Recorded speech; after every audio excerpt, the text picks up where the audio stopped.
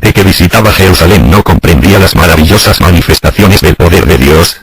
Estas personas, maravilladas, confusas y burlonas, tildaron de borrachos a los fieles de la iglesia primitiva, léase Hechos 2, 1 al 21. Pedro explicó que se hallaban sobrios, y proclamó el evangelio a sus compatriotas. Cuando oyeron el evangelio, la gente se compungió porque el Espíritu Santo los convencía de pecado.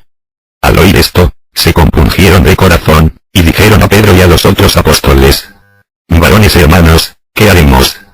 Pedro les dijo: arrepentíos y bautícese cada uno de vosotros en el nombre de Jesucristo para perdón de los pecados, y recibiréis el don del Espíritu Santo. Hechos 2, 37 y 38. Este es el punto al que quiero llegar. Los incrédulos no pueden apreciar la obra y el don del Espíritu Santo, si antes no se han arrepentido, y creído en Jesucristo como Señor y Salvador. Porque es posible que un incrédulo pueda percatarse de alguna convicción de pecado en su vida, pero puede resistirse a ella, a causa del endurecimiento de su corazón, y no proceder al arrepentimiento. Punto 2. La falta de discernimiento para las cosas espirituales.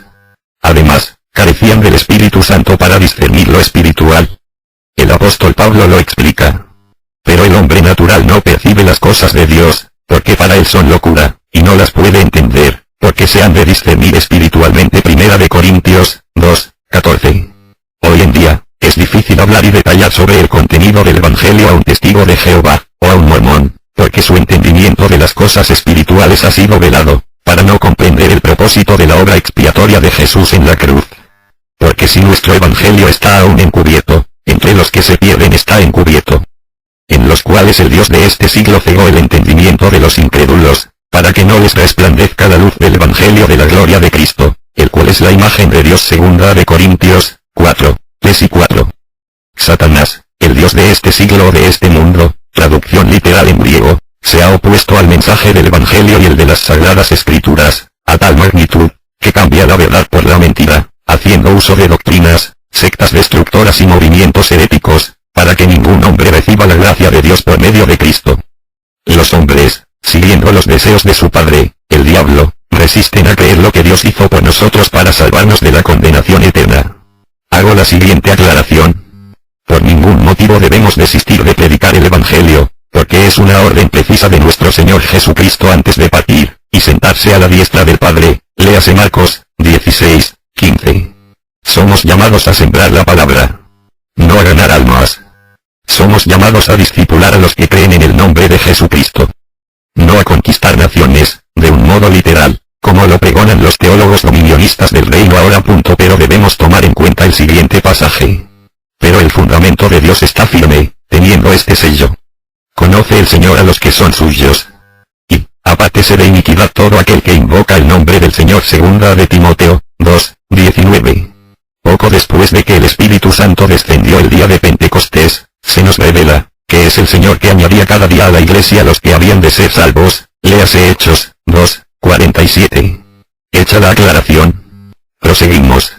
Punto 3. Operaciones de otra clase de espíritus. Entonces, ¿de qué espíritus son los incrédulos? Medite un poco.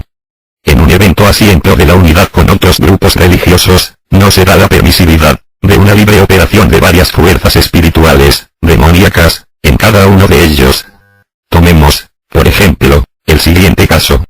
El libro, Nada es imposible para Dios, de Kathryn Kuhlman, una de las principales pioneras del movimiento cristiano carismático, y de la falsa unidad del ecumenismo, reseña en su primer capítulo, el testimonio de un hombre llamado Tom Lewis. Este varón, estuvo en una de las reuniones de esta evangelista. Al día siguiente de ese culto, se consagró a la religión católica, y se enlistó como activista del movimiento católico carismático llamado Jesus People. Lewis cuenta.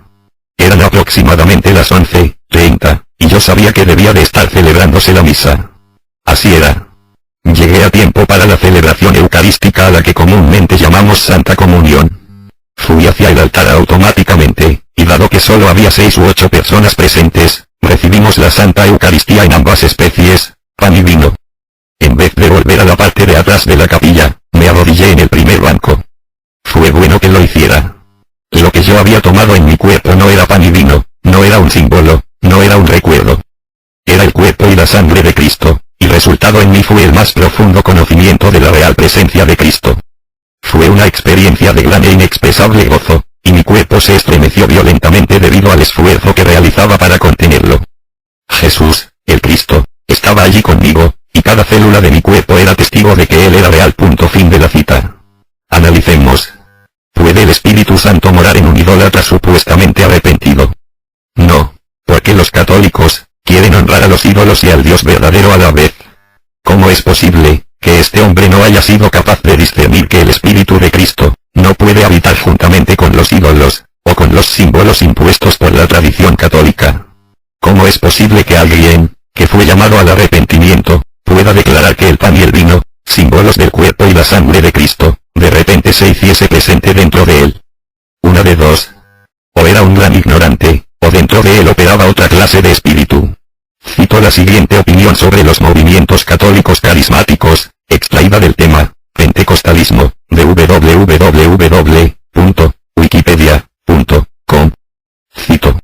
Las iglesias pentecostales clásicas consideran que por el hecho de que la Iglesia Católica siga teniendo devoción por los santos, venere a las imágenes y alabe a la Virgen María implicaría que no es el Espíritu Santo genuino que actúa dentro de ella.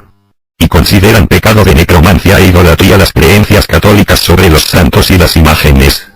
La mayoría de las iglesias pentecostales latinoamericanas considera que el espíritu que dirige la renovación católica carismática es un espíritu engañoso. Fin de la cita. En vez de que la reunión de la señorita Kathryn Kuhlman tuviese como resultado que este hombre se consagrara en santidad para con Dios, solo lo empeoró más al reunirlo dentro del sistema babilónico del catolicismo. Y ningún idólatra heredará el reino de Dios. Léase 1 de Corintios 6, 9 y 1, y Apocalipsis 22, 14 y 15. Ciertamente, si habiéndose ellos escapado de las contaminaciones del mundo, por el conocimiento del Señor y Salvador Jesucristo, enredándose otra vez en ellas son vencidos, su postrer estado viene a ser peor que el primero. Segunda de Pedro 2, 20. La Biblia dice que el que cree en Cristo es una nueva criatura. No que después de confesar a Cristo como Salvador y Señor, la vieja naturaleza permanezca viciada todavía en sus antiguos delitos. Léase Romanos 6, 1-14, Segunda de Corintios 5, 17, y Efesios 2, 1-3. Si esto sucede en un laico católico, ¿qué fuerzas ocultas estarán operando detrás de todas las religiones? ¿Y qué espíritus operan en pro de la falsa unidad? Cerrar interrogación. Amados, no creáis a todo espíritu, sino probad los espíritus si son de Dios. Porque muchos falsos profetas han salido por el mundo. Primera de Juan 4, 1. Inciso C. Sus doctrinas y diferencias de fe. Punto 1. Posicionamiento doctrinal de las organizaciones religiosas. Repasemos los siguientes textos, en cuanto al posicionamiento de los incrédulos, y sus religiones. Pero el Espíritu dice claramente que en los postreros tiempos algunos apostatarán de la fe, escuchando a espíritus engañadores y a doctrinas de demonios. Primera de Timoteo 4, 1. Como antes hemos dicho, también ahora lo repito. Si alguno os predica diferente evangelio del que habéis recibido, sea anatema. Pues, ¿busco ahora el favor de los hombres o el de Dios? ¿O trato de agradar a los hombres? Pues si todavía agradara a los hombres, no sería siervo de Cristo. Gálatas 1, 9 y 10. El tema de las falsas doctrinas se trató desde su contexto bíblico en el subtema 1, inciso B. En la actualidad, estas son las breves referencias doctrinales de tres de las organizaciones religiosas más conocidas. Los Testigos de Jehová, la Sociedad Watchtower. Fundador: Charles T. Russell. Libro: La traducción del Nuevo Mundo de las Santas Escrituras, Biblia tergiversada, Atalaya y Despertar. Enseñanzas: declaran que su organización es el único medio de salvación, son antitrinitarios, han profetizado falsamente 5 veces sobre la segunda venida de Cristo, 1914, 1915, 1919, 1925 y 1975, y para ellos, el infierno es inexistente. Perspectiva de Jesucristo, cito: Jesús es un Dios, pero no el Dios Todopoderoso. Jehová, cita de Let Go Be True, página 33. Y otra cita: Jesús es una persona creada, que es la segunda persona más grande del universo de Make Sure of All Things, página 207. Los mormones, la Iglesia de Jesucristo de los Santos de los Últimos Días. Fundador: Joseph Smith. Libro: La Biblia, el libro del Mormón. comprarla de gran precio. Enseñanzas. Proclaman un evangelio diferente por revelación de un ángel. Elevan el libro del Mormón transcrito de un supuesto egipcio reformado, y otros libros por encima de la Biblia, que los indios de la América del Norte son descendientes de Israel, y algunos grupos fundamentalistas practican la poligamia, como lo ilustra televisivamente la serie de Estados Unidos, Big Love, y el reality show, 4 mujeres, un marido. Perspectiva de Jesucristo. Enseñan que Jesús fue un espíritu preexistente, no como hijo de Dios, sino que fue el hijo espíritu primogénito.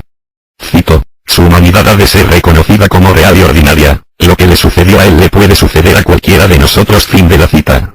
Extraída del Elder B. H. Roberts, citando a Sir Oliver Lodge en el libro Joseph Smith, King Follet Discourse, nota, página 11. La Iglesia Católica Romana. Fundador. Emperador Constantino, hecho histórico del engaño constantiniano. Libro. La Biblia, con adicciones a documentos apócrifos, basada en la Vulgata Latina, y el Catecismo de la Iglesia Católica. Enseñanzas. Descansa en la idolatría, enseñan que la salvación es por obras, y por el sacramento de su bautismo la transubstanciación, el purgatorio. Además, exaltan a la Virgen María como corredentora con Cristo, la Asunción de María, y realizan consultas a los muertos, llamados santos. Perspectiva de Jesucristo. Jesús es el Hijo de Dios, pero la salvación no es por la fe, sino por las obras. El Papa es el representante de Dios en la tierra, el vicario de Cristo conforme al credo papal. Lo adoran juntamente con la Virgen María y los santos. Fuente extraída de un examen de las enseñanzas del catolicismo romano.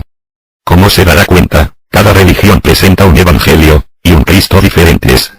Pregunta, ¿sabe usted de dónde provienen estas versiones distorsionadas del evangelio? El doctor Antonio Bolainez, experto escatólogo, menciona en su conferencia Invitados al Cielo el testimonio de un pastor de la iglesia más grande de la ciudad de Coatzacoalcos, de Veracruz, considerada la capital del satanismo. Pues bien, antes de la nueva vida en Cristo, este pastor fue sacerdote satánico, y narra lo siguiente. Cada año, en un pueblo de Veracruz, se celebra un Congreso Mundial de Brujos. Este evento es de sobra conocido por los medios de comunicación mexicanos, y asisten todos los más poderosos brujos, líderes, y altas personalidades inimaginables de todo el mundo. Son personas íntimamente ligados al satanismo, y Satanás se les presenta personificado como premio para ellos. En dicho congreso, también asisten 3 grupos religiosos, los líderes de la Iglesia Católica de México, los líderes de la Organización de los Testigos de Jehová, desde Nueva York, y los representantes de la Organización Mormona. Estos representantes religiosos ofrecen un informe a Satanás, de cuántas almas le ganaron para él durante ese año, y ellos reciben como premio, muchas riquezas. Fin de la cita. Otra fuente, Ana Méndez, falsa profeta, en su libro, Los cielos serán conmovidos, corrobora la cita anterior. Cito. Uno de los lugares donde más hechicería se hace en México es en la famosa laguna de Catemaco, en Veracruz, donde dicen que los brujos caminan sobre las aguas y el diablo se materializa cada año durante sus fiestas de Semana Santa y en el Día de los Muertos. Fin de la cita. De hecho, un sitio web, www.catemaco.info, sección brujos, promociona la hechicería de Catemaco, como una forma de atracción turística, y especifica que el Congreso Anual Internacional de Brujos, se celebra el primer viernes de marzo, que es realmente la primera noche del jueves. Curioso. Estas 3 organizaciones religiosas tienen una poderosa economía, y aludo a algunos manejos de ella. La Iglesia Católica, para sus enormes cuentas bancarias, y en